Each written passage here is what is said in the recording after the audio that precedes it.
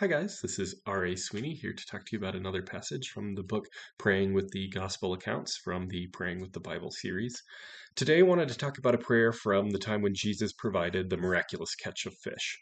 And so, in this passage, Jesus has Peter put out to sea a little bit, throw his net in, and try to catch some fish. And Peter is like, "Hey, we've been fishing. This isn't working out.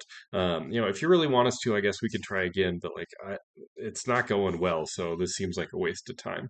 Um, and then Jesus provides the catch of fish, and then Peter freaks out. And so it's really understandable, right? Every time somebody in the Bible, at least before the gospel, whenever people come face to face with God, it's usually not a good thing. You have a few encounters that aren't, but for the most part, like think of when Uzzah reaches out his hand to stabilize the ark when it's on the cart, and he ends up dying from it. You've got the sons of Aaron that go into the temple when they're drunk to mess around in the most holy place, and they get struck down by lightning. There's lots of different stories where coming into God's presence when you're a sinner is not a good thing. And so his response to fall down and be like, "Get away from me," it makes sense because sin doesn't do well in God's presence. So being a sinner, you don't expect you're going to do well in God's presence. But I do think that it's meant to be painted as a little bit of a tragedy that Jesus redeems at the end by being like, "No, I'm not going to get away from you."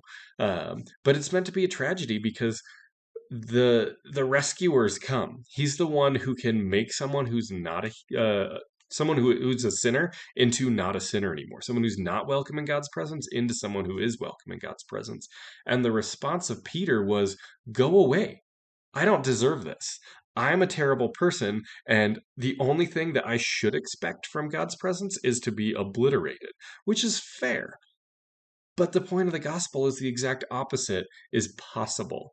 And so I think so often we don't want to approach God in prayer because we think, you know, I shouldn't bring this up to God. Like I'm not worthy to be bringing big prayers to him. Like I'm kind of I don't deserve this, so I'm not going to ask for something big, or I don't want to bother God with this because it's too small, or whatever the case may be. We're hesitant to bring prayers. But also, I think as we're praying for people around us who aren't experiencing God's kingdom, they might have uh, the same idea of like, I don't deserve any of this, so I'm not even going to ask. Or even if they're not thinking that, they might feel that deep down of like, I could never, you know, come to God, so I'm just going to pretend he doesn't exist. I'm going to deny him, those sorts of things.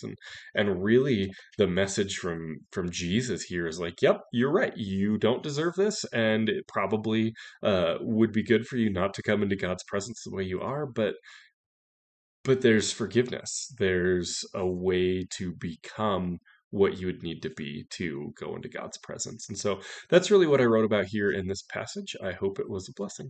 Thanks.